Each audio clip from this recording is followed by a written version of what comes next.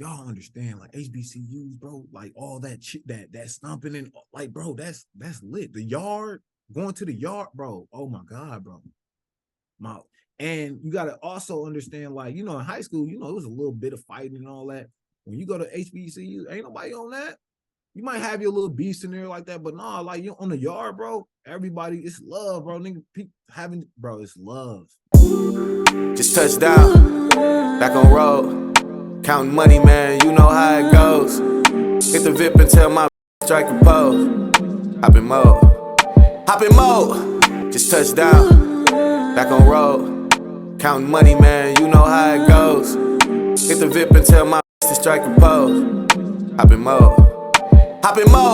Today's episode of the Barcode Podcast 414 is sponsored by Tony B's Steak Chips, beef jerky that crunches like a chip and tastes like a 5-star steak. Use promo code The Barcode for 25% off at eatsteakchips.com. Yo, y'all already know what it is with me and my brother.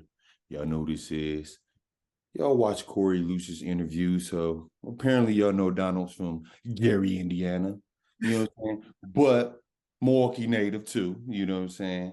Coming to the Barcode Podcast, Donald Lucious, and we're gonna get into his point of view of, when his brother was nationally ranked, going to Michigan State, Iowa State, winning nationals, and we're gonna touch on his basketball career too, because it's a lot of things I want to ask. I know this is my brother, and y'all probably think I know everything, but I don't know everything. So thank you, Donald Lucious, for coming to the Barcode Podcast. Appreciate it, man. Hey, man, I appreciate you inviting me. You already know I'm proud of you with the podcast. We always talk about it and everything. I know you're gonna do big things with it, but I'm actually happy that you actually started this, man, and actually, just interviewing people from back from the hometown. I know you're gonna try to get bigger, or you will get bigger, but I'm just proud of you, bro, for real. Man, thank you, D. I appreciate that. But if you are tuned in and subscribed, you already know what I got to do. Some true, false questions. So the first one, D-Lou, is camels have 3 sets of eyelashes. Camels have 3 sets of eyelashes. I'm gonna say, just because it's weird, I'm gonna say it's true. Damn, it is true, D.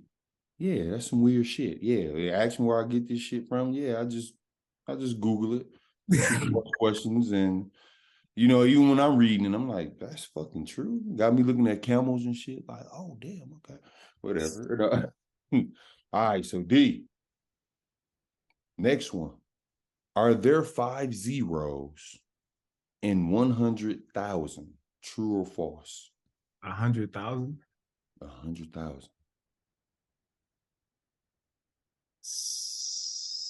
No, yeah, it is. Okay, yeah, you scared me for a little bit, Donald. Yes, that's true, nigga. Why are you asking? Why you tripping? But you see the question, though, like when I asked it, you see, like that's everybody reaction, like yeah, that's true. But that's true. For sure. You 2 for 2. Last one, dog. And I always tell people they better get this shit right. In 2005, Milwaukee Vincent won the state title. Fuck no. No. You got it right, bro. But yeah, we lost. Oh man, that's funny. No, we lost though. But man, thank you, cuz. Thank you, bro, for participating in that. Now I want to get right into it, Donald. Who influenced you to play basketball, man? It was my pops, for sure.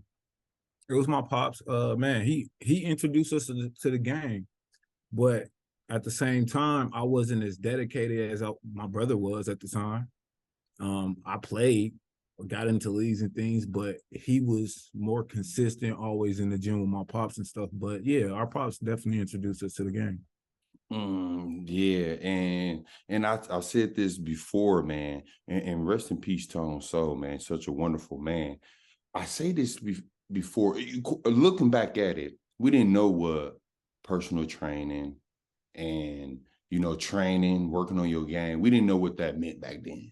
You know what I'm saying? So now as we get older, we look back you know, the things Tone did and Jerry Smith did for his father, and even Wes Matthews.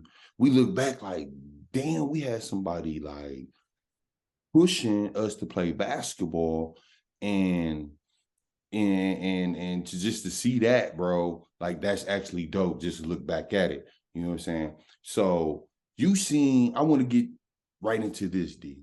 You seen your bro hooping around the age where you said you didn't take basketball too serious. You wasn't like really committed. But at that time, when your brother was nationally ranked, going to nationals, winning AAU, how was that for you at the time? Did it sink into you at the time? Like, damn, my little brother ranked. Damn, my brother won nationals. Like, how was it for you, man? Man, listen. When my brother was young, I already knew my brother was gonna be cold. I Mm-hmm. just it's just because I mean I seen what he put into it though too, but I knew he was just gonna be cold just because like man I was witnessing everything, you know what I'm saying? So yeah, my man like I can't say I was surprised because bro like bro be doing things like you ain't never seen before like at a young age. Mm-hmm. You know what I'm saying? Not even, but that's what I'm saying. Like when I seen that, bro, I'm like, yeah, bro, got it for sure. Yeah, he ready. Now, when you was seeing all that and you knew your brother was gonna be good, Donald, and why didn't you personally at that time take it serious when you knew you had the same opportunity, you know, to do the same shit? Man, and bro, this is the God honest truth, bro. My mind didn't work like the average person. Like I ain't gonna say the person like at our age. And the Mm. reason why is because I was going to a school in Mecron. So y'all gotta like people gotta understand growing up in that and me being having my mind the way it was, bro, I was thinking about other stuff like why is this stuff like this? Meaning the fact that while I'm going to school here, all this stuff is like this, but I'm coming back to Milwaukee and seeing something totally different. So for me, bro, it was more at that time, basketball was an outlet for me, but I didn't take it serious because, bro, my mind was just always on something different. Like, why is it was and like I said, bro, it was just about mine. But don't Mm. get me wrong, I you know, yeah, bro, I only can say it was just my mind, the way I was like literally going how where I was going to school and just coming back home, just dealing with that, man. Because you got to understand, I was in Homestead, bro. I was in Homestead, like I was like witnessing racism and dealing with certain things. So my mind was different. My brother was different because, you know, he was that star. So basketball was Corey. So when he went places, it wasn't like I don't think it was like he was dealing with that difference. You get what I'm saying? Yeah. For me, it was like, damn, I'm paying attention to like, damn, bro, like they really don't rock with us. Like, why are we out here? Because y'all got to remember when I went to Homestead, it was a Chapter 220 program. It wasn't really like they was just wanting people in. That program was literally put in place just to get diversity into their school. They didn't want us there. You know what I'm saying? So that's why it was like it was different for me, man, back then. Yeah, yeah. And it seemed like, and I get what you're saying. It's more so like I can't even focus on basketball because at this age, I'm going through some real life shit. And for a kid your age around that time going through fucking like racism, you know, here I am, went to Vincent, blacks. So I'm able to, you know what I'm saying, like jail quicker with students and shit, you know, motherfuckers on the basketball team. But you out there with the white folks and racism happening, and you like, what the fuck? Like, why are they doing this shit to me? So the question I'm gonna ask you though, D, what made you go to Homestead? Like, how did that come into play? That's a great question. So after fourth grade, we was in Milwaukee Public Schools, but my mom took me and my brother out of Milwaukee Public Schools, and our fifth grade year started us in the districts where we were in. Now Corey went to Whitefish Bay, and I went to Mequon Homestead. And the reason why she did that, she said she wanted us to be happy when we came home to see each other, rather than being Man, yeah, my mom. Yeah. But it was funny. But yeah, and I'm gonna be honest with you, bro. It was the best decision my mom have ever made for me. Have ever made for me. Because without that experience, man, I don't think I would be the person I am today at all. Mhm. At Yeah, all. yeah. Just You know what I'm saying? just knowing how to even talk and deal with different personality and races and all that type of stuff. You got that at an early age, like versus some of us. Like when I went to college in Minnesota, I was culture shocked. Like, hold on, what? Like, white people on the basketball team, like white students, like because the white students that went to Vincent, they had a little soul. You know what I'm saying? Like, what's up, Q? You know what I'm saying? So to Sure. see like to be around pure white people like fresh out of high school and fresh out the city, I'm like, what the fuck? I'm ready to go. Like, For sure. And that's yeah. how it was, man. It was different. But at the same time, like you said, it taught me how to move, talk, how to deal with certain issues and things like that. And like I said, that was the best decision my mom actually ever did for me, man, for real. And I always wanted to ask you this too, D. Now, and for those who don't know, I've been knowing Donald for quite some time. You know what I'm Bro, saying? was like, what, 12 or 13? Yeah, that's what I'm saying. Blacktop. Was Yeah. we 12 or younger? Maybe 12, 13. But yeah, we did start off playing Blacktop. Me, you, Mike T, Perry, Tyree. I can't remember nobody else. But I listen, I always wanted to ask you this, Donald. That when you went to Homestead, and I think you're still in contact with the lady now. Who is that? Like that lady that helped you out? I don't know her. She almost like to me is. You remember the guy on Tim the Tool Man who never showed his face? It's almost equivalent to that. Like I heard her name for years, but never seen her. Who was like? How much did she mean to you, D? Man, Nancy Herrick, bro. Like that lady, when I first went to my fifth grade year. So when you go there, they give you a family away from home. And that's what they called it. But it was like, she volunteered to literally whatever Milwaukee kids she got, whatever kids she had, she would basically open her home to them, and basically, if they need to get to school early, she'll come get, bro. She would literally, when I had basketball practice, I used to have it sometimes like 6 a.m. She would get up at 4 a.m., drive all the way to Milwaukee to come get me to go to practice. When I tell you that lady was like a guardian aid, like she literally helped me with a lot of different things, man. Like the conversations to like as far as the races and dealing with that, man, it wasn't like she sat down and talked because there was questions I had. I always want to have answered because you being a black dude, a black kid from Milwaukee, you want to know. So she was that person to where she talked to me. You know what I'm saying? Open her home to me, help me out, anything I need. Man, she was like, she's literally my guardian angel. I still talk to her to this day. Every time I go home, I go visit her. She like family. She like my second mom for real.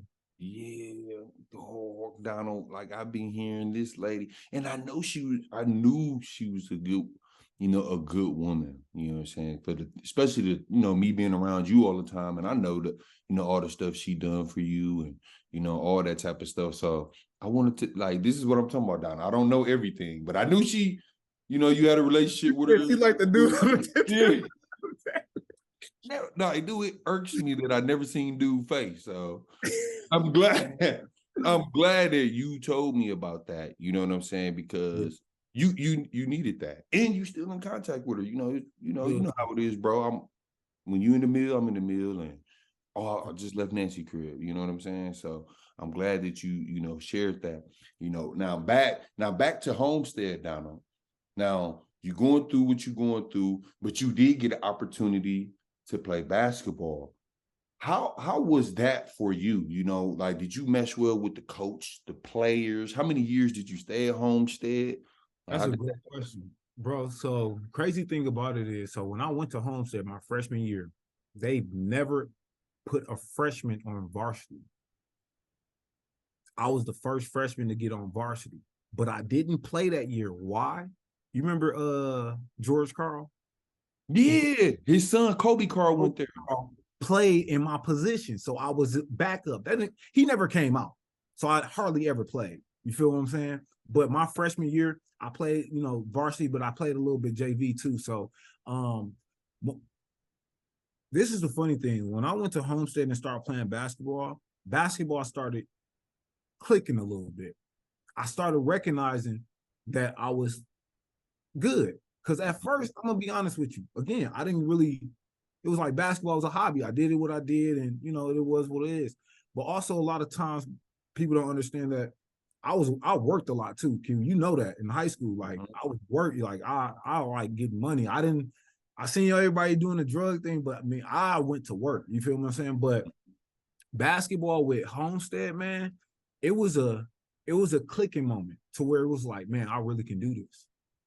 I can really do this. And that's when I got to start getting into the gym with my pops a little bit more. But after that freshman year, my sophomore year, obviously I was supposed to come in starting.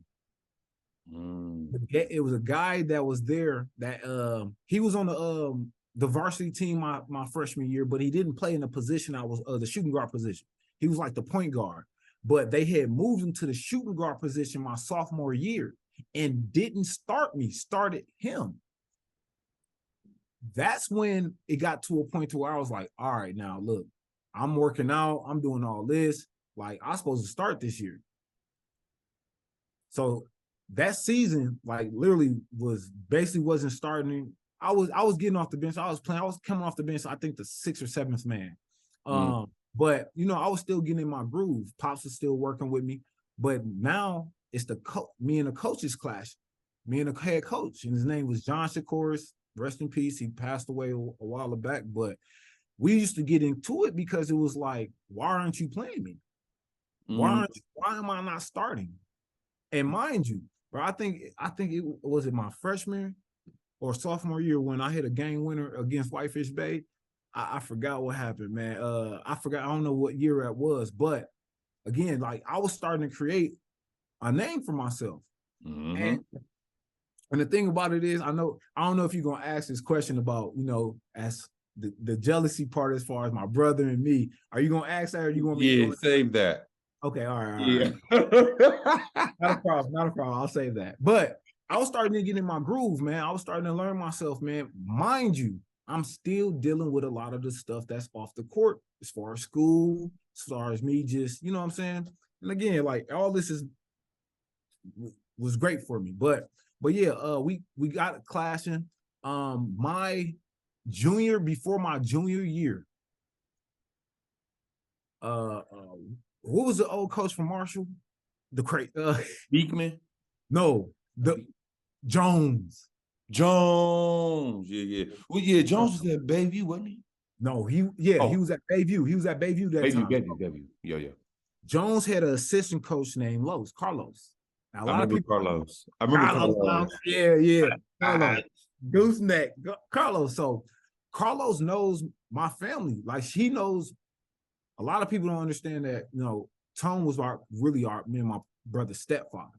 But that was our father. But our biological father, Los knew him. And that's how he knew our family. Like, he knew my grandma all back in Gary. You know what I'm saying? He's from Gary. Yeah. So he called my mom and was like, yo, bring Donald to Bayview. I got him, because my mom wasn't letting me get out of Homestead. Why? Because of the education.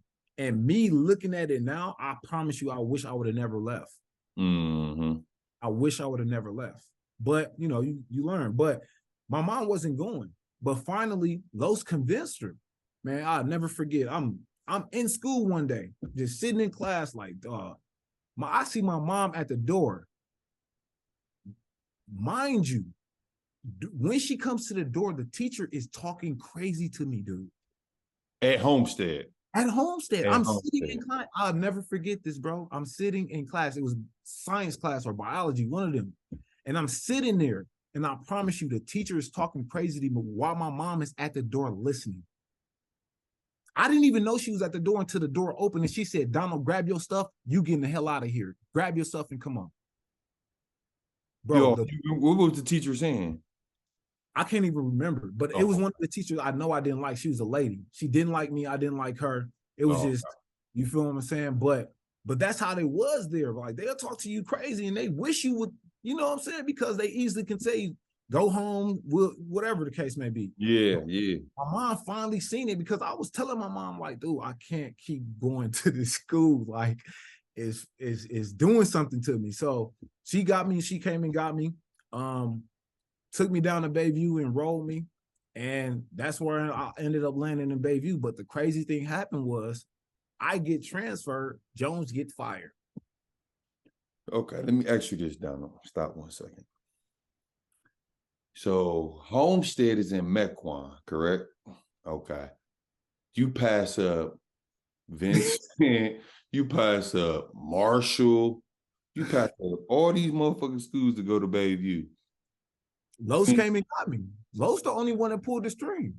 Is that now, did you only go to Bayview because Los was connected with the family? Is that where you wanted to go at heart? Like, was there any school that you were thinking that, oh, I want to go play? Because we always liked that when we was younger. You know what I'm saying? Like, I want to go play here. I want to play there. Let me tell you, be honest. I want to go to Riverside and play with Ricky and B. Croft. Oh, that would have been nice. That would have been nice. See, so now you go to Bayview D. You go there. Now you seeing the black girls. You see it's cracking. This shit looking like Fair East Side. It's looking like that. How was that transition for you, D? Going to Homestead, you seeing white motherfuckers, and now you coming to school. I mean, Bayview, now it's motherfuckers skipping and black girls and fights. I tell you, like I told you, I should have stayed in Homestead. I should have stayed in Homestead, bro. It wasn't a culture shock, but it was like, oh my God. Like, what? This is it? This is high school? This is high school for you, baby. Around our people, this is high school. And bro, it was different. It was different, bro. I'm gonna be honest, bro. My grades dropped terribly, bro. In Homestead, I was bringing in literally close to a 3.0. I go to Bayview, nigga, I'm only 2.0. Bro, what? And that's when during that time, bro, since I was out of Homestead, my mom was just like, it's up. It's lit. Let's go. Let's because it's like I never experienced that. It was like I'm around my people, man. I'm meeting I'm meeting people that I'm still friends with today, like in that school. You know what I'm saying? And just the love that we have as a people, bro. And I don't care how people talk, like, you know, claim how we are or whatever, bro. That's different. I experience, you get what I'm saying? The difference. That's it. So, bro, it was love, bro. I loved it, man. I had fun. Yeah, I'm already, he said I had fun. I know. Dwight was there. Dwight, I was a little bit older than Dwight. Mind you, man, we used to be in the in school suspension room. Nigga, whole day. Wasn't going to class. We was just sitting there chilling, bro. Just not doing nothing, bro. Just yeah. So when you got to Bayview, do you feel like you know how at Homestead you feel like, oh shit, this basketball shit clicking? Did you feel like it kind of dropped when you went to Bayview, like losing your focus on the basketball side? The crazy thing about it is I didn't lose my focus. What happened was when I got there that year, Jones left and I broke my foot. It was during what, practice? I'm at. Is it neighborhood on Highland? Good house. Yeah, is it neighborhood? Neighborhood house? No, it's the rec center on Highland. Oh, Highland. It's right there on Highland, across the street from the little projects right there. I forgot what it's called. Oh, but is it used to be King there all Center? the time. King Center? Yes. King Center. I broke my foot in the King Center. Wow. And so when you go to Bayview, it's your junior year, right? Yep.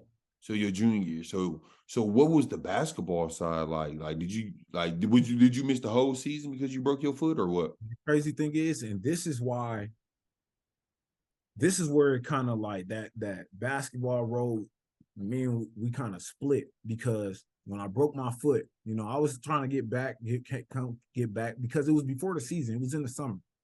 But when I went to the doctor to see the doctor again, he telling me, "Oh, you got a little bit more time." And I'm like, "Damn, nigga, I'm a junior. Like, season about to start. Like, man, like, bruh."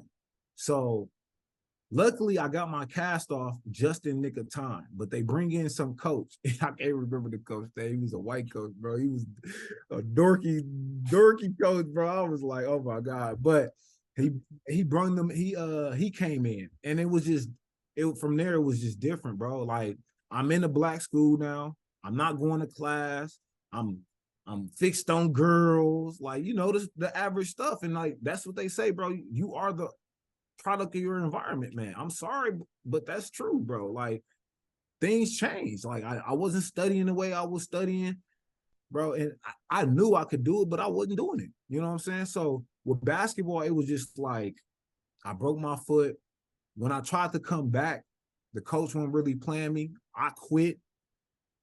That's when I got into it with the assistant principal. We got into it so bad, he expelled me. Yeah, bro. It was, I threatened him, all that type of shit. Motherfucker went to EPS and acted a plum fool, like, oh, he got expelled. You know what I'm saying? That's why I said Hell I should yeah. have stayed at Homestead for real. Yeah, hell, man, listen, NPS is a different fucking ball game. And with you getting expelled, you miss your junior year with basketball, but you still can play basketball. We all know this. So you get expelled. Is that when Pulaski came about? Yep. So did you play your senior year, Donald? I didn't even play my senior year. By the time, so what had happened was I tried to see if I was eligible through Wisconsin. They said I wasn't eligible Is to that play. because you got expelled? I don't know what it was for, Okay. but I just know I was a senior and they said I couldn't play. So I was just like, all right, so I'm just going to school. And that's the time when I was like, I was going to school, bro. I was working a job. I almost was working 2 jobs at a point in time, bro. All I cared about was money, really, because I was barely still even doing well in school still. Mm-hmm. Now, as far as your mental back then, of course, you know, we didn't know what it was back then, but now that you older, how would you feel like you? How were you as a like in a mental state, knowing like, damn, I just fucking found out I'm pretty good, and here I am, just missed 2 years of basketball. Is basketball out the window? Like, did you like give up, or you just kind of like, fuck it, I'm gonna finish at Pulaski, and try to get in college? Like, what was your mindset around that time, if you can remember, D? Man, my senior year, this is literally what happened. After I got expelled from Bayview and went to Pulaski, and I found out I couldn't play ball during that year, like I told you, was hardly caring about school or anything. I promise you, the day, I think it was the week of graduation, and obviously I think it's like the last 3 days before graduation or whatever. And I promise you, my English teacher came to me and was like, you're failing. If you fail, you can't graduate. And mind you, bro, I promise you, I had I graduated with a 1.9, bro. Mind you, a Homestead student from 3.0 in that school going to NPS, barely graduating. The only thing that pushed me to graduation, it was crazy. My crazy grandma called me and she said, Donald, I'm getting my stuff. I'm gonna pack my stuff for this weekend for your graduation. You better be walking across that stage. The English teacher basically was like, look, you got a test. I hope I'll give it to you. Take it. But the funny thing about the English teacher, which is funny because she was a cool teacher, she gives me the final. And instead of me sitting in the classroom to basically take the final, she tells me to go take the desk in the hallway and just close the door. So you get what I'm saying? So I'm pretty sure she knew, like, man, I was barely in English class. Like, I wasn't going to English class. You know what I'm saying? So so basically passed, bro. Now, my mindset at this point is like, okay, I'm out of high school. Mind you, during high school, when I was in like Milwaukee public schools, my mom was she was on my ass. Hey, Donald, rent, help me with rent. Oh, gate. Help me with rent. But again, I don't regret any of that. It molded me to who I am today. You feel what I'm saying? Mm-hmm. But yeah, she was helping me, help me with rent, which again, I was brought up knowing that I was the oldest and I have to take care of things, regardless of what's going on. Like I have to make sure things are in order because at this time, my mom and my pops wasn't together. Even though pops was, you already know, pops was always there, but they wasn't together. They were living in a separate home. So we was living with my mom, but obviously going to see pops and all that stuff. But yeah, like she was asking for rent. So at this time, I'm thinking like, all right, what is possibly like, I'm young. I don't know what life is. Like, yeah, I experienced all this now, but like, dude, I'm finna get out in this real world. And I knew one thing, my pops, I think he did this on purpose. He told me, he sat down with me one day and was like, what you gonna do? What are you gonna work? Because I know you're not going to college. And something about my pops, he always used to make me mad and tell me what I wasn't gonna do because he knew I'd go do it. He knew what worked for you. Always did that. Always did that. I'll never forget my first job. The reason why I got my first job, me and Pops went to a store. Me, Pops, my brother, and I think it was my sister. And we went to the store. And obviously, Corey Young, I think I was like 14. Oh, I think you can get a job like when you was like, what, 15, 16? I thought it was 14, dude. I was think working at State Fair. Shit. Yeah. Okay, yeah, it was 14. So Pops, we went to the store. Pops is like, all right, get some shoes. Nigga, you know, I'm like, bet. I'm 14. I grabbed the shoes. He was like, no, not them. Them too expensive. And I'm like, shit, Corey get what the fuck he want to get? Well, I can't get what I want. He was like, you getting a job? Boom, it hit me.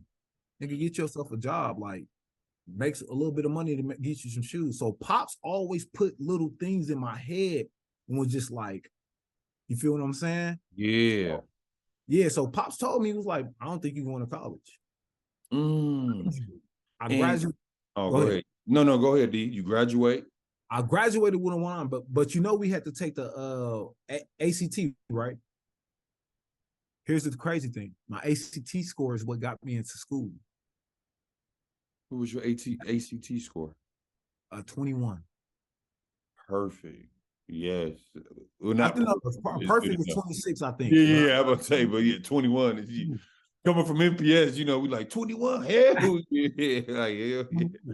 So I was lucky enough to literally Robert Morris, you know, Robert Morris in Chicago. Now they was known for basketball because they was like Division I and NAIA, and they was ranked. Like they were big.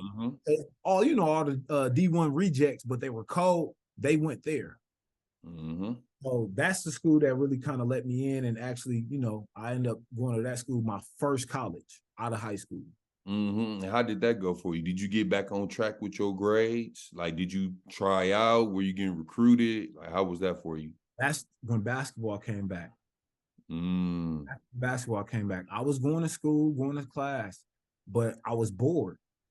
And the funny thing is, my roommate was just Dustin Childs. Remember Dustin that went to yeah, dog. My roommate, and he was the manager of the basketball team. And I was like, bro, let me know when they hooping. And he was like, all right, well, open gym. I was just like, all right. So I went to an open gym, got busy. Yeah.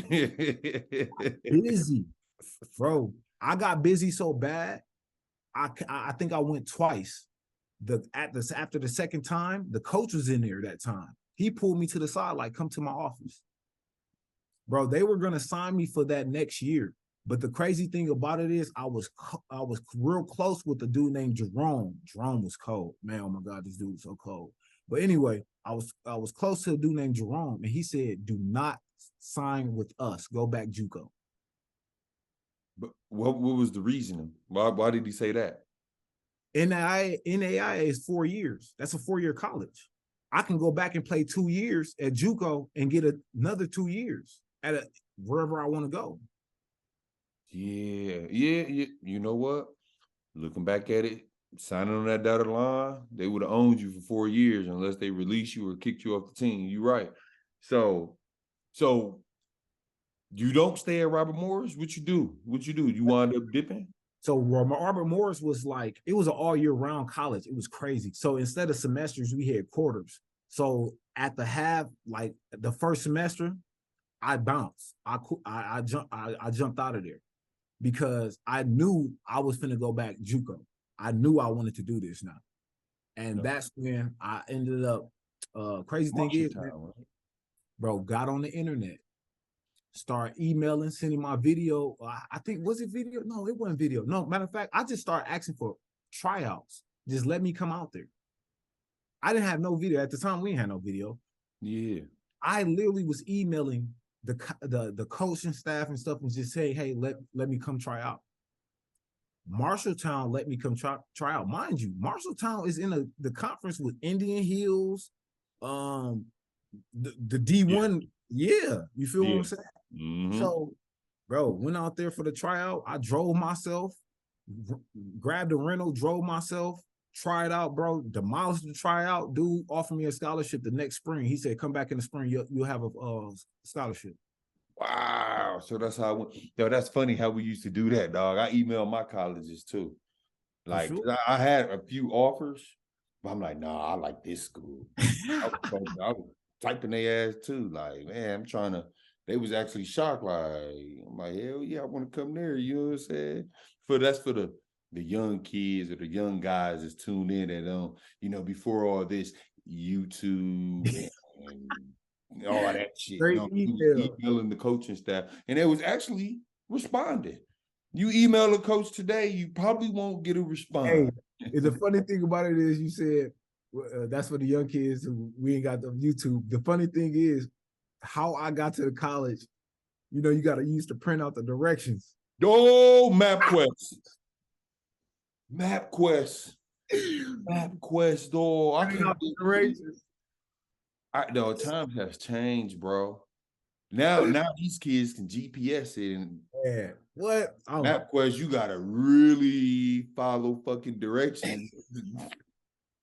Fuck around, be in French Lick, Indiana, fucking around and shit. Like, I'm not supposed to be in Iowa.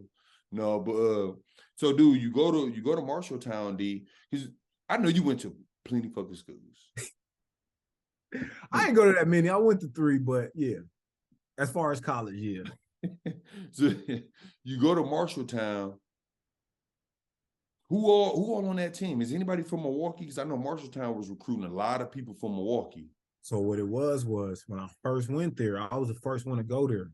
And when when I went there that spring semester and came back home, I think Koze for Bayview, he coached at Bayview now.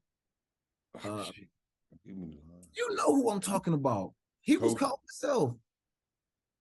He coached at Bayview. He okay.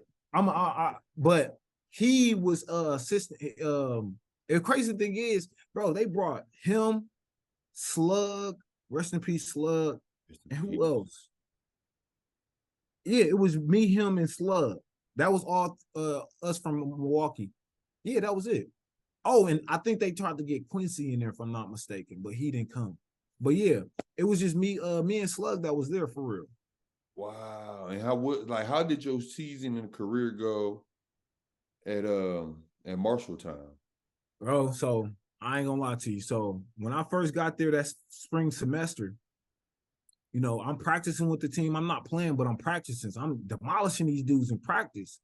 And coach at the end of the season was like, stay here for the summer. Oh, stay here. Okay, stay there. Like job. Yeah. I'm gonna give you a job and I'm gonna just work you out. My head, no, I'm trying to go back home. It's summer, bro. I'm trying to go see the fair. I'm trying to go. You feel what I'm saying? Went back home, came back out of shape. He didn't like that. He didn't like that, bro. He did not like that. So that year when I was playing, I played, but I didn't play out like I was supposed to because the man he was a guy from Iceland. He was an Iceland. Yeah, listen, he was different. He was different. So he had Like a grudge super on him. structure, wasn't he? He was super structured. Yeah. And mind you, they had other players that was good, but they wasn't me. But he would do, you know what I'm saying? He would be like, all right, man, I'd rather do this than actually play this man. You feel Yeah, what I'm saying? yeah. And bro, honestly, and like I said, bro, great experience. What had happened was I never forget. Rest in peace, Slug. I don't mean to bring this up, but we was burning trees out there. Something tells me to stop smoking weed like maybe 2-3 weeks early. Something just tells me to stop smoking weed. I'm just like, you know what? I'm finna stop. Our roommate, it was me and Slug was roommates, and then we had two other dudes in the same, because it was like a house, but it 2 rooms, and you could put 2 people in a room. So it was 2 other dudes. So one night they were smoking, bro. The fire alarms go off. So I'm thinking like, oh shit, these niggas in there smoking, the fire alarm go off. Coach finna come down to the crib. He always do it. He checked all the cribs to see who's doing what, or if it's cook or whatever. So he comes to our room door first. I open the door. I said, it ain't in here. I don't know what it is. And he kind of looked at me. He was just like, all right, I'll be back. I'm like, okay. So I close the door. I go in the other room like, look, y'all got to come on. Mind you, they trying to fan it out. I'm like, but y'all got to come on. The crazy thing about it was we didn't set off the alarms. They was cooking upstairs. So the motherfuckers smoking didn't set off the alarm. The motherfuckers who was cooking. It was cooking upstairs. So he come back down and was like, what's going on in here? And I'm just like, I don't know. I'm in my room. I'm chilling. He comes in, he go in my room. See that I've been in there. He go in the other room. You can see kind of cloudy, little distance smoke smell. He was like, oh yeah, drug test tomorrow. Drug test tomorrow. Mind you, I've been drinking water. I've been drinking water, bro. Because at this time we got niacin and water. Yeah. Get you the itch of this. Like we got them. So I'm already done with my detox. I'm like, I'm straight. Bro, I promise you, a lot of you not. I don't know to this day, but I believe he did do it. My piss test came back dirty. Slugs came back clean.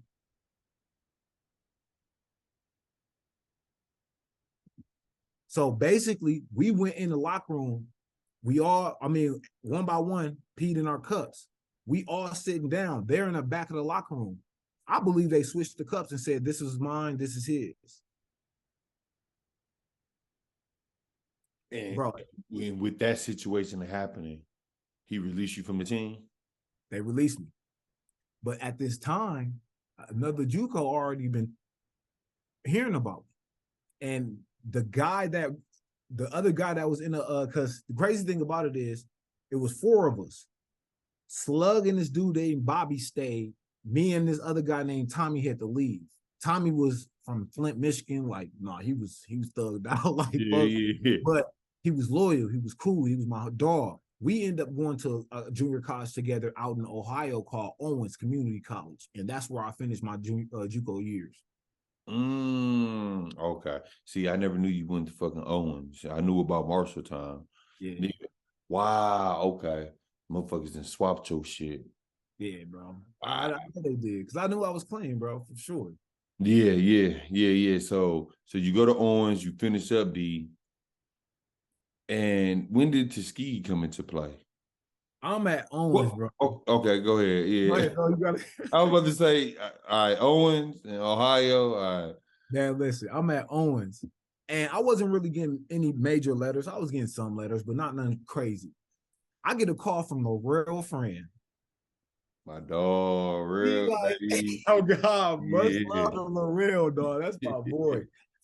I get a call from L'Real friend, bro. He like, D, I got a jug for, I got to play for us. Come down here to Tuskegee, bro. It's cracking. I'm like, Tuskegee? Where the hell is that? He's like, that's in Alabama.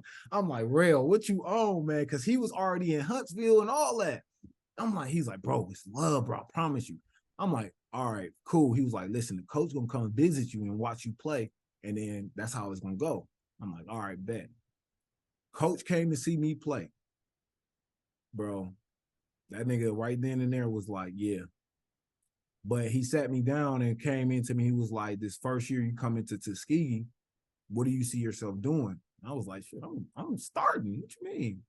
He was like, I need you to come off the bench, 6-man. And he was like, the reason why is because we got a shooting guard, but 6-man is where you can go ahead and let loose. I was like, all right, bet. But also what sold me, I ain't gonna lie to you, our coach was cool as ever, Coach Doug. Y'all need to look him up because he played against Kareem. Like, bro, he was good. Bro. No, bro, he was good. Like, but he told me, he was like, oh yeah, the ratio to women and men is 4-1. Bro, I sat back in the meeting and said, what? Sign me up. Sign me up, bro. Sign me up. All black school? Oh my God, Alabama boy. Soul food, cornbread. Bro, listen. That was the experience of my life too. Yeah, now how different was that from MPS? Not too different, but different. Why? Because it was really like, y'all understand, like HBCUs, bro, like all that shit, that stomping and like, bro, that's lit. The yard, going to the yard, bro. Oh my God, bro. And you gotta also understand, like, in high school, it was a little bit of fighting and all that. When you go to HBCU, ain't nobody on that. You might have your little beast in there like that, but nah, like you on the yard, bro. Everybody, it's love, bro. Nigga, bro, it's love. Yeah. It was a beautiful thing, man. Yeah, that's why I asked that, D, because you go to Homestead and you get that vibe and feel. And then you go to MPS and you ain't play 2 years and you kind of like, but now you back around black people. You know what I'm saying? The black culture, and you seeing all that good stuff. That time when you was at Tuskegee, if you could remember, Donald, did that like kind of change your like being at an HBCU school? Did that like kind of change? Like, damn, like this is how it get down at the HBCUs? Like, yeah, bro, it was a total different experience, man, because like I said, man, from starting to just when you start off in school and you're just literally going to an all-white school and you're not really being around your people, and then you're gradually just seeing our culture in different forms, high school to college, like, and mind you, Marshalltown was all white. I was back in that situation in Marshalltown, all that tough stuff. Well, so, but yeah, it was different, man. And then but I'm gonna be honest with you, it turned on my mind in a different way again, because now I'm starting to see how powerful we are as black people. mm-hmm. You feel what I'm saying? Tuskegee's legendary. That Tuskegee Airmen. You hear about the testing that they did on the local people, that the syphilis testing. Like, you start learning about our culture for real there. Mm-hmm. That's when I was like, oh yeah, we are that. Yeah, for I sure. started learning about everything, you know what I'm saying? So my mind really, and that's the thing about me, bro. Like, I've told my mom this when I was younger, man. I felt like I was different. I promise you, a lot of you not, man. I remember the time I'm sitting in the car with my mom and I told her, I said, Mom, she's like, what? I said, I feel like I'm really different from you, Corey, Dad, and my sister. She was like, I don't want to hear that, boy. Yeah. She probably thinking, I love my son, but he's possessed. Bro, for real, like, for real. Bro, mind you, we used to go to church when we were younger. I used to ask the questions about why is it certain things, like, for instance, why are we giving tithes?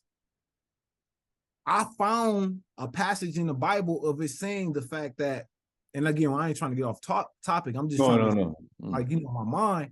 I found in the Bible where it said we shouldn't eat pig, but we skip over it and say, oh, you get what I'm saying? So these are the things that's going through my head. And you know what actually shaped my mind to that? Mm-hmm. Homestead. Wow. Homestead opened me up to ask questions. That, yeah, D. Because you already was there wondering, why is this happening to me? What the hell? Why are they saying this, or why are they doing this or doing that? And I think it was actually a good thing that you went through that day. For Because sure. now you go to a HBCU and, you know, even though you're a young man, or you grown, but you still like a young man, and you like it click in your head there, like, oh shit, like we powerful as Black, you know, as about culture. And now you like opening up, learning this, learning that, doing. Now, how was it for you on the school side? Like, tell me about some of the courses you have to take there. Is it still like some of the basic courses, or? Honestly, you know, when you go into college, it's the basic courses, but after that, you get to pick your own courses of what you want to do. Bro, Mm. I took a physics class. I took a Eastern philosophy class. Mm-hmm. I took a Black history class. Mm-hmm. I was learning on the side of me playing ball too. Our coach was crazy. What 6 of on the track at 5 a.m. right after the track, lift weights. Right after weights, you go to class. Like we hit that. But for me, bro, I'm zoned in. I'm interested.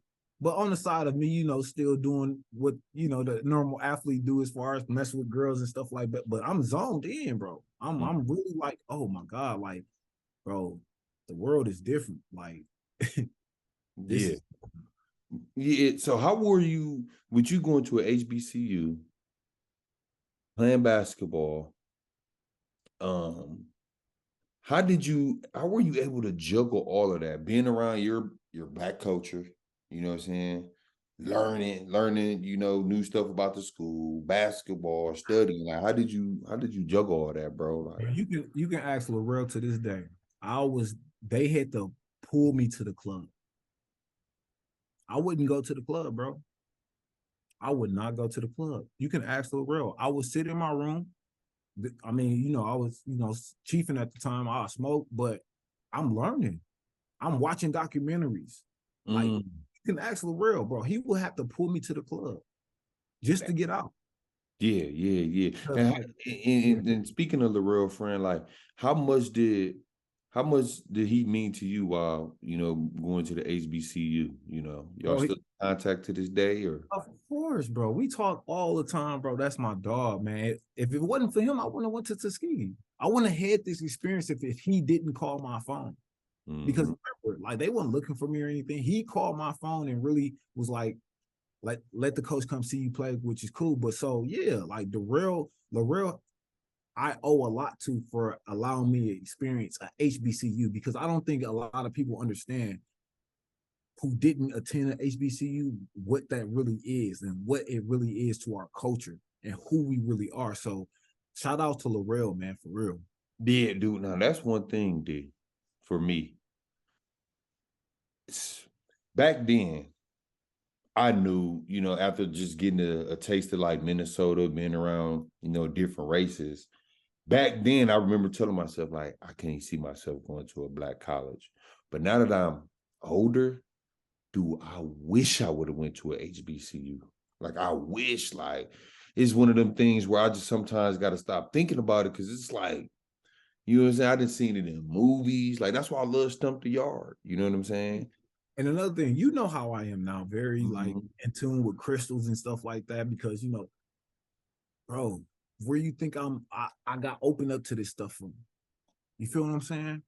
Where you think this stuff come from? Like that's where this knowledge and what got me going into this route, that's where it came from. Yeah, that's dope, though. How was it for on the basketball side? What you did? Basketball side, me and the coach clashed. But I want to say it was my fault. Bro, I was out there hanging with the locals. Mind you, Tuskegee, bro, they had murk somebody, go to jail. Literally, they might know somebody like that control the jail, let them out. Bro, listen, it was crazy. I'm not playing with you, bro. I'm not like Tuskegee. They call it 4-6. Listen, it's wild out there, bro. It's wild. And the crazy thing is, the school is gated, it's protected. And but if you go in the local area, oh man, it's you on your own. I was hanging with them dudes. Those said the school is protected, But if you go out there, then well, listen, shit. Damn. So Alabama like that. Bro, yes. It's country, bro. It's all, Big bro. country motherfuckers. The first time me and moms dropped through to get to the school, it was a goat on a leash in front of the crib, bro. I said, "Mom, is that a goat?" She said, "Yes, son." I said, "Oh my God, where are we?" It was a goat, bro. They had it on the leash in front of the crib. Elite dog. Come on, man. Man, I'm not playing, bro. But like I said, they are people, man. Them locals, like a lot of people was scared of the locals, but they was cool, bro. You know, it's mutual respect, man. You go to somebody, you respect people, they gonna respect you. And then also, you know, I burned trees, so I was cool. You know, I hooped, burned trees, went to school, and so they really didn't bother me like that. So yeah. Mm-hmm. All right. So look, D, your overall from when you started off with Homestead, going to Bayview, going to, you know, not playing your junior and senior year, to going to Marshalltown, to going to Owens, to going into Tuskegee, right? You already know in the back of your head you can play ball, but it seemed like you just ain't had that you had the opportunity, but you just couldn't really put it together. You clashing with coaches, whatever. Once college was over, now I'm gonna ask you this question, Donna. Now, did you feel being the bigger brother? Did you feel like you was a little bit jealous of Corey? Man, you know what's funny? People used to think this, and I used to hear this all the time when I grew up, all this shit. And you know, I never responded. You know why? That's my fucking little brother, bro. Yeah. That's my little brother. Why would I be jealous of my little brother of doing great things, something I couldn't really get done or get a whatever the case may be? But why would I be jealous of his success when at the same time, bro, y'all gotta understand, people understand, bro, me and bro like this. Mm-hmm. We might not, you might not see us around each other a lot, but we like this. There's things my brother told me during his like career to where he said to me, like, he'll say something to don't tell nobody else. Mm-hmm. There's things I know to where a fact, like I could say one time. There's one time he came to me during the top of his career, as in far as getting all these awards. He said, "Bro, I'm tired. I don't want to do this no more." I had a conversation with my brother like that before. And you get what I'm saying? So for me to be jealous, it's like, bro, come on, man. That's my little brother. My mom always taught me, that's your little brother. Protect your little brother. The only thing I'm worried about is protecting that man mental, because why? I understood too much already. Yeah, real shit, D. I already understood too much already. So for me, I want to make sure my brother is sane enough to understand, like, you get what I'm saying? Yeah. No. Exactly. Yeah. So when Corey came to you and was like, "Man, bro, this shit is getting overwhelming," what advice did you give him being a big bro? At that time, it was just more like, bro, just take your time. Just if you feel like it's too much, let pops know. Let moms know. If you feel like you can keep pushing through it, keep pushing through it. You feel what I'm saying? But Yeah. the thing about it is, you know, like, I know it was a lot on my brother. I know it was a lot on my brother. I used to sit back and watch. I swear it's so funny because people really thought I was jealous, but I'm sitting back and taking notes of things like just things that people really don't think about. So me watching my brother go that route and what he had to deal with, I wouldn't wish that on nobody else. Yeah, on the real. The expectations this man had to have, just because he was good at basketball, but the expectations that he had to live up to, bro. Yeah. You can't be, you know what I'm saying? So for me, man, like I told him, I said, bro, and I don't really remember the exact words, but I'm sure I just told him, bro, take it easy, relax. Yeah. And how did, like, we got Corey point of view?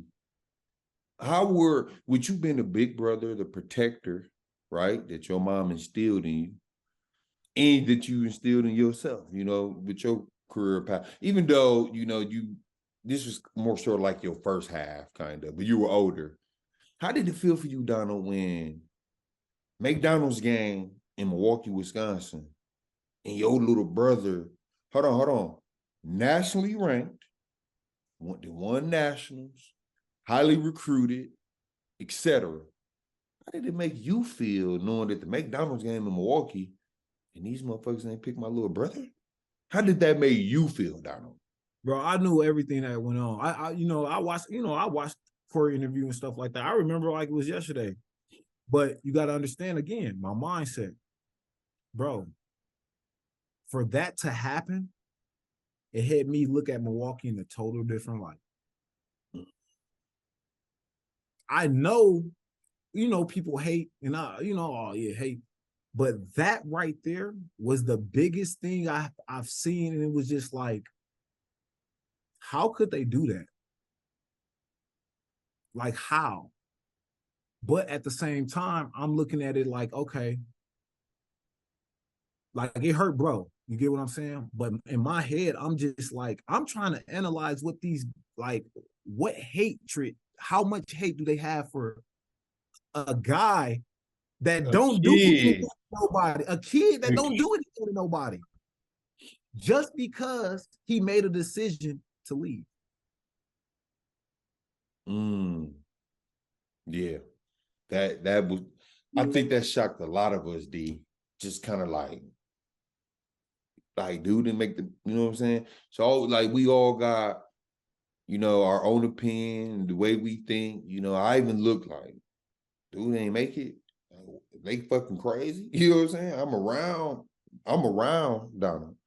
And Corey showing me text messages from Billy Donovan and Izzo and all these, you know what I'm saying? Like, I'm like, man, this little nigga really going D1, you know what I'm saying? He had a garbage bag full of all Division I schools, bro. I used to be like, bro, what is going on, bro? This man is crazy. Going crazy. Now, another thing I want to ask too, D. And this on some real shit. When I met you, we brothers. But then, because Corey was younger, and I was always around Corey, but I was a little bit scared to be around Corey because I didn't want people to think I was riding that wave. I'm not that type of guy. The question I want to ask you, Donald, because I was there since day one, but I want you to give me an estimate number of how many when Corey was hot, and whenever you want to so-called say Corey, kind of cooled off. How many people do you think came around when he was hot? And how many people you think y'all lost when he cooled down? You know what's funny? Corey would tell you, bro, I wouldn't let people around like that. I knew Corey's circle, and I knew who he kick it with. Anybody else, Corey will tell you, bro, what are you around for? What is he like? He don't hoop. What are you around for? And there's a couple of people I knew, I don't want to name no names, but what are you around for? He ain't hooping. What is he around for? What? Okay, cool. He take you someplace cool, but nigga, he don't need to be around you, bro. You know what I'm saying? So I was that to where it's like, but Corey always did keep a close-knit circle too, though. He really, messed with a lot of people. So anytime that I seen like he really gravitates to somebody, I'd be like, all right, what this, you know what I'm saying? But bro, I ain't have all. Now, what about you though, Donald? How many people you think kicked it around you to try to get closer to your little brother, or just to be around your little brother? Bro, looking back at it, because we were older and Corey couldn't literally low-key hang out with us too much, I think the friends I did have, that was genuine friendship. Genuine friendship. And that's the thing, man. I can say, I'm gonna say it like this, honestly. Our generation I don't think it was that we wasn't like that. To where like, oh, let me hang out with this man because this man.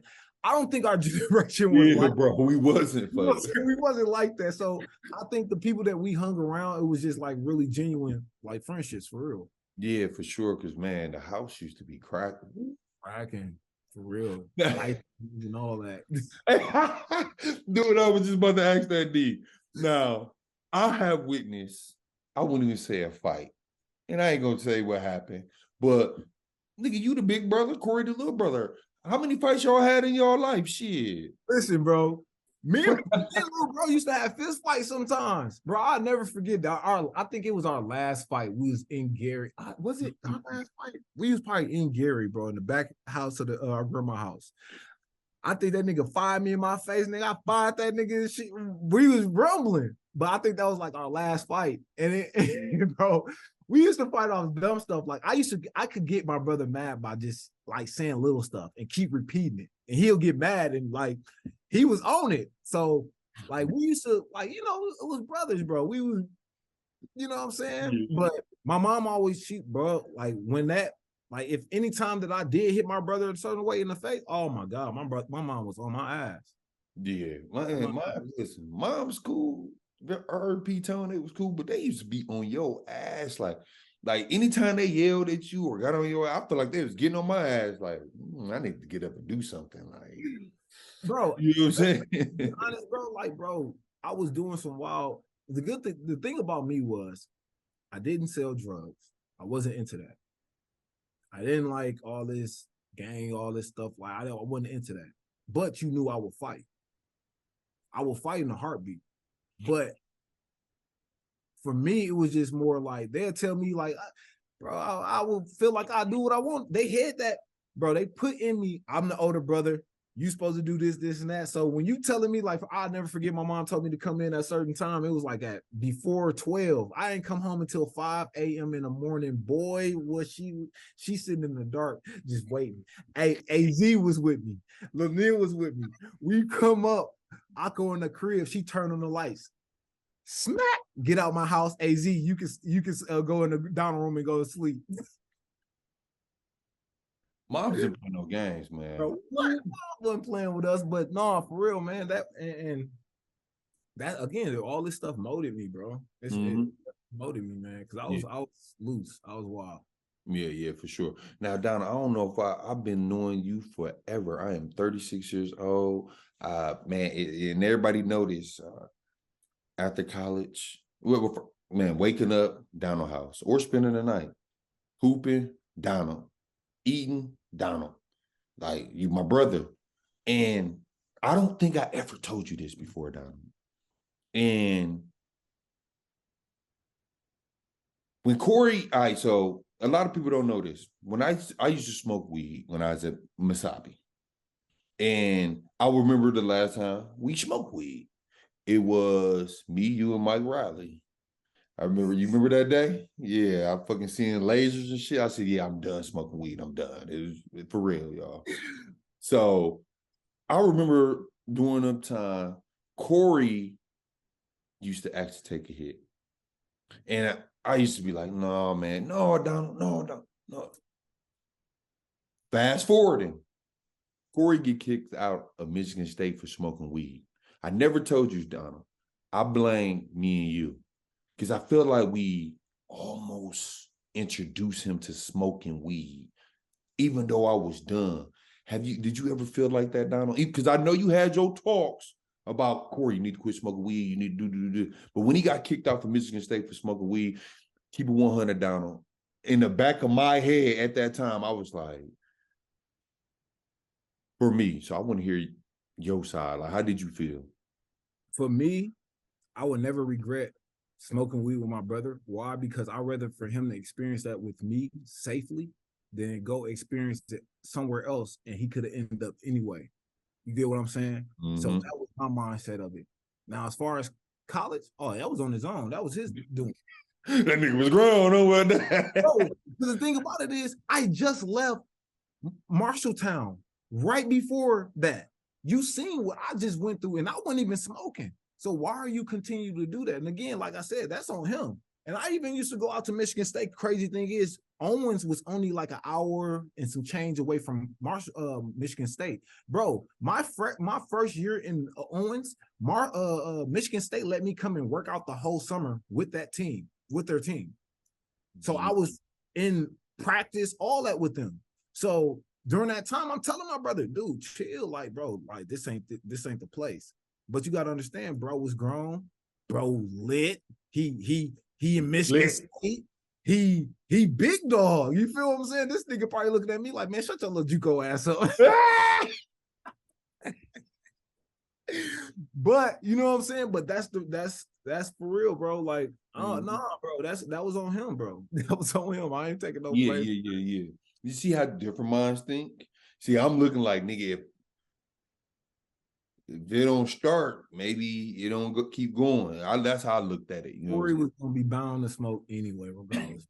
He was that bound was to a smoke. gangster ass team. Shout out to listen. I don't know if this dude remember me. Shout out to my nigga Travis Walton. Remember you brought him to the meal, and we went to Mom's crib, and we. That was lit. He was cool as ever.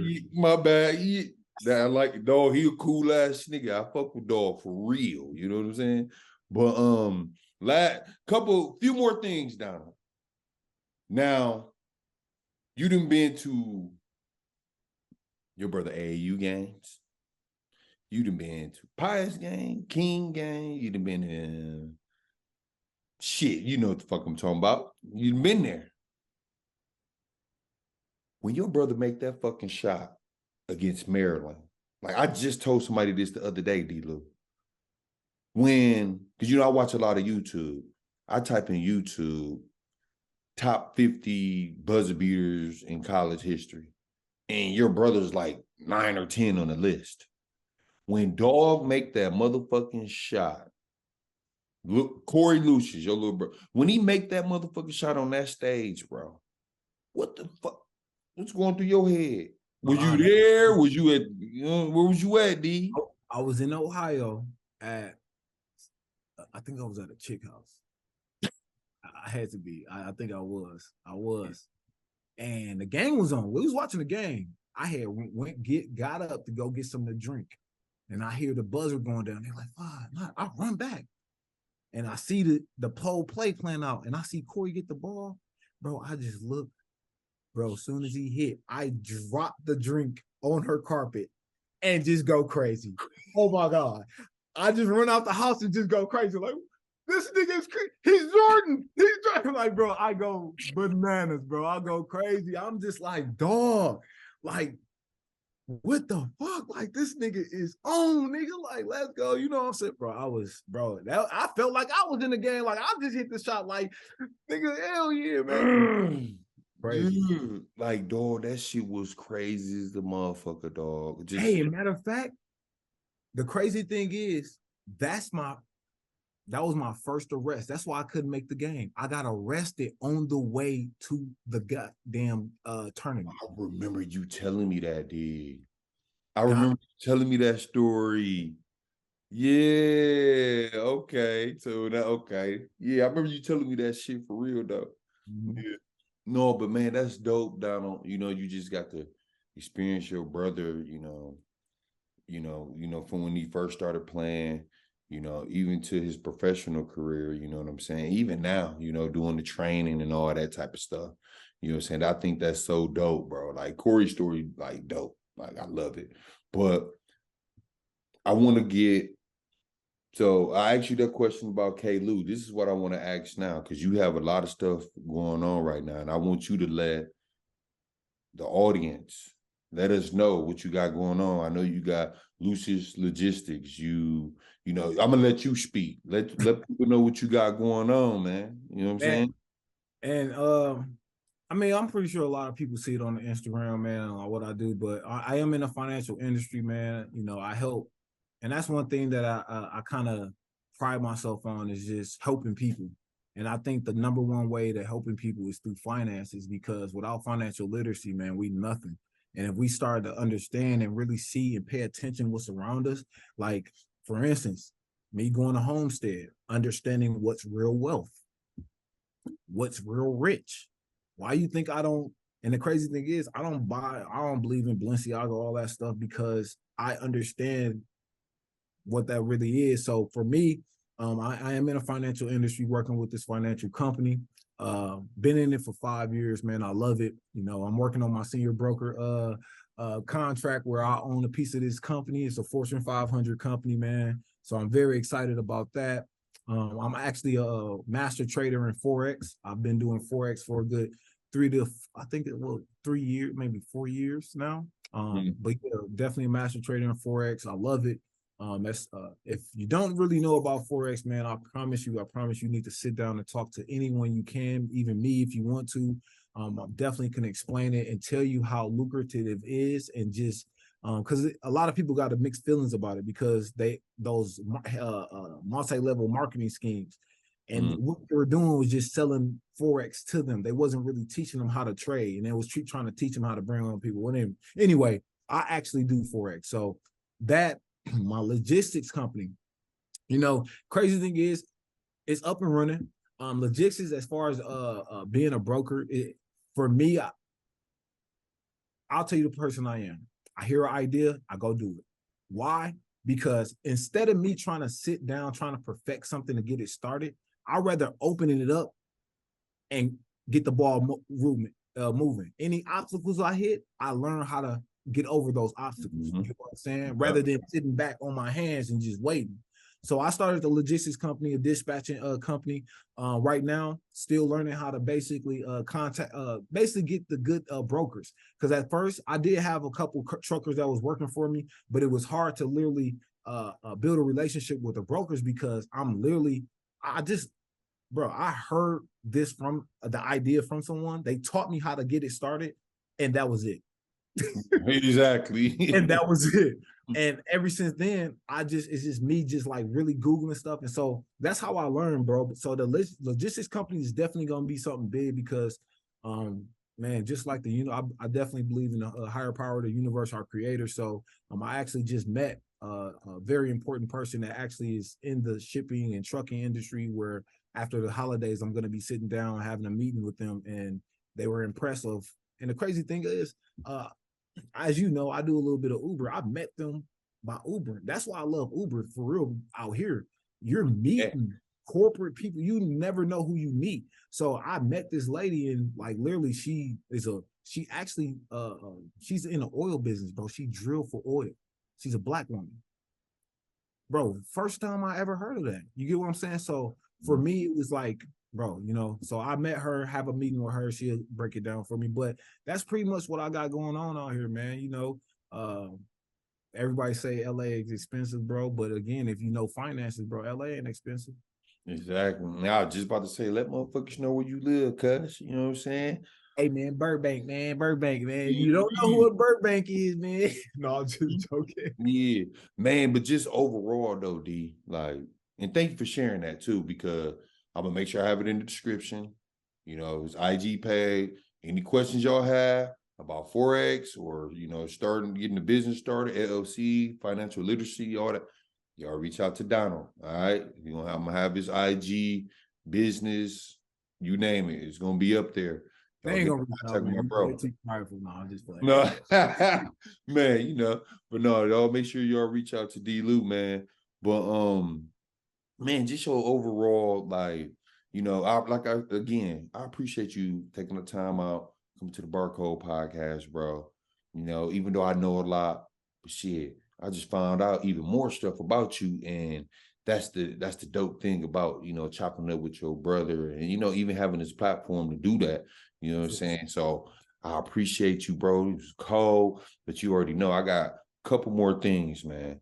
I love people on the fucking spot, D. I don't give a shit. You know what I'm saying? See, I've been talking like KG lately, dog, because I just watched an interview. He was like, you know what I'm saying? I'm looking that motherfucker, nigga. You know what I'm saying? Fuck, why you here, nigga? I seen that video of him when he get dapped up by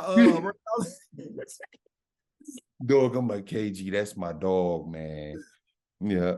All right, so look, you have to start one, bench one, cut one. T-Mac, D-Wade, Allen Iverson. I'm starting Allen Iverson. Why? Because, dude, that was one of my favorite players. Growing up, that was the favorite player I had. I'm sorry. T-Mac on my bench, D-Wade, you out of there. Ooh, I ain't gonna lie. I started AI, I benched D-Wade, and I cut T-Mac. See what T-Mac did in those seconds? Yeah, I know, Donald. But did you see fucking D-Wade in the finals down 0-2 against the Dallas Mavericks, won 4 straight? I just don't like because he ain't got no jump shot like that. His 15-footer. Bro, you know I'm a 3-point shooter. Like, nigga. Oh yeah, I'm a 15-footer. That's why I like you. No, but all right. So, a couple more things, D. All right, so I'm gonna name 10 players. I'm gonna pair them up, and you just pick. People always try. Oh, we building a team. No, y'all know what the fuck I'm talking about when I say pick, motherfucker. So when we say Michael Jordan and Kobe, niggas, oh man, give me Mike, bro. Y'all know what I'm talking about. So the first pair, Dupree Fletcher or Draylon Burns. Oh, you in Milwaukee. Wow. Wow, bro. And hey, before I even start this, there's a lot of respect I have for a lot of Milwaukee players, bro. Mm-hmm. I hate the fact that sometimes we rank them. Well, I don't rank them. I just think a lot of them are just great. Mm-hmm. Even like I have highly respect for y'all program, like everything. So going into this, wow, Draylon big, deep. Hey, Fletch had that defense, like he was a dog. Oh my god, why you? Oh man, I'll go with. I'm gonna have to go with Pre, bro, because Pre, I thought he was a fucking dog. I thought he was a fucking dog. Trey Jefferson or Little Billy?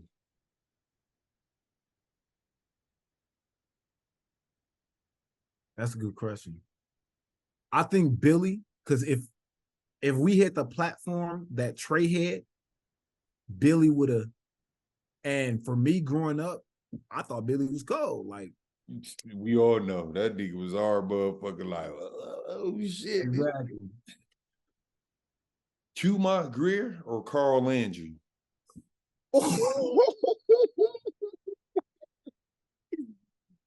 Oh my god! We watched both of them play. God, Lee. I have to say Carl because of the career, but both of them was beastie. You get what I'm saying? Like Q-Mar, Q actually played for the Marty and them. Oh yeah, he sure did play for DTA. So I watched him a lot, but just the career wise, I'll say Carl Landry. Okay, yeah. I take that because Woos was something. That's what I'm saying. Jerry Smith or Ricky Franklin? Dog, I'm gonna tell you something. I don't think I ever told somebody that. Ricky was my favorite player out of Milwaukee in high school.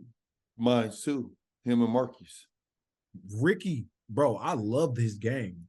That nigga would dunk on you, all that, shoot, jump shot. Like Ricky, I have to take Ricky. Jerry got game, don't get me wrong, but Ricky, bro, yes. I love Ricky. Yes. Dwight Bikes or Deontay Garrett? Oh, that's a good one. Oh, that's a good one. That was a good one. I love DG game. I love Slim. Oh man, DG so. But Dwight, he a fucking scoring machine, counter machine, bro. Can we come back to this one? Yeah.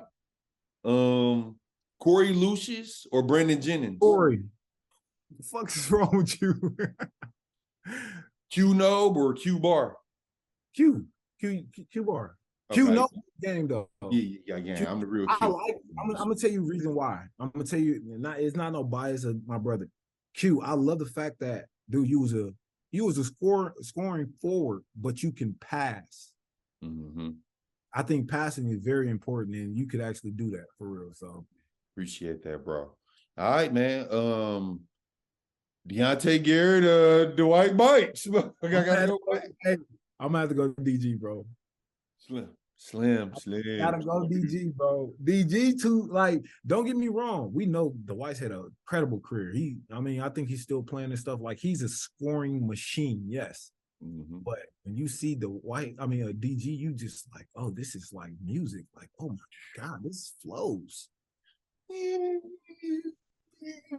Look, this is how I picture DG on the court every time. Just slow, this like DG code. I love little bro. But yeah, all right. So this the last question right here, D. For these kids that's just grown up in life, and where we from, you know, Indiana. Well, you from Indiana, I'm from Milwaukee, and you from Milwaukee too. Well, I'm from Milwaukee, not Indiana. But the generation, what advice can you give these kids, man, to get back on track, man? Bro, it start with knowing who we are. And I'm gonna get, you already know who I am, the Q. And I'm gonna break this down. It starts with our food we put in our body, because believe it or not, bro, I don't know if people understand what these chemicals and what they're actually doing to our mental and our just overall inside. Because like right now, bro, a lot of our people, it's not even just kids, it's also adults. I see it on Facebook all the time, bro. They're living through their flesh, they're living through their avatar. They don't even understand the spirit of who they are, bro. And I was watching something the other day. DNA is literally all it is a record of years of what we've actually like experienced. And it's not just our life, it's ancestors and slave, bro. It's so crazy about who we are. So for my literally message, bro, we have to start having conversations about who we truly are. And I know one thing, like I think a big misconception when people say when they hear, oh, I'm a God, because I'll tell you in a minute, I'm a God. And the reason why I'm gonna tell you that is because I can manifest things, anything that I think about and I want to happen, I can manifest that. Who's the other person that can do that? Who are we created from? You get what I'm saying? So once we find out literally who we are and how powerful we are as a people, our minds and just period, I think that's gonna help us. Because, bro, we can talk till we blue in the face, but we don't know exactly, bro. From the food, I stopped listening to a lot of rap music. Why? Because all they talking about is violence and stuff. Like, our words are really powerful, you know what I'm saying? So, bro, I say, you know what I'm saying, if we attack that, and for a lot of people, I think for real, also therapy. I think that's the first step to liberating yourself from a lot of this matrix stuff, is literally therapy. Because once you're able to talk about your problems and things, you can move on to a next segment of literally understanding yourself. But yeah, I think it's mental health, bro. We can't just be talking to these kids, man. We really have to take them to really sit them down and help them understand like what's really going on and because like, again, I'm here in LA, bro. A lot, people have to understand, me being here in LA, the things that happen here don't touch y'all till 5 years later. Yeah, that's true. Don't touch y'all till 5 years later. Mm-hmm. Doing Forex, I think a couple years ago, during the pandemic, when Forex started popping in Milwaukee, I was doing Forex 3 years before that. That's true. We on the late show. So yeah. Damn. So I think that's where it's gonna start, man. And then I know there's a lot of activists in Milwaukee. I know there's a lot of people that's doing stuff like Khalif, and I don't want to start naming names, so I don't want to start naming everybody, but I know there's people out there that's working and doing things, but we have to figure out to literally help them understand who they are, man, and help deal with this trauma too. Yeah, for sure. Damn, D, that was a nice, powerful message. Beautiful interview. I thank you so much. Coming to the Barcode Podcast, my motherfucking brother, Donald Lucious. If y'all don't know, this is the big brother of Corey Lucious, Michigan State, Iowa State. Thank you, D. You know we tapped in every day, baby. I'm out. Love you, baby. Love, bro.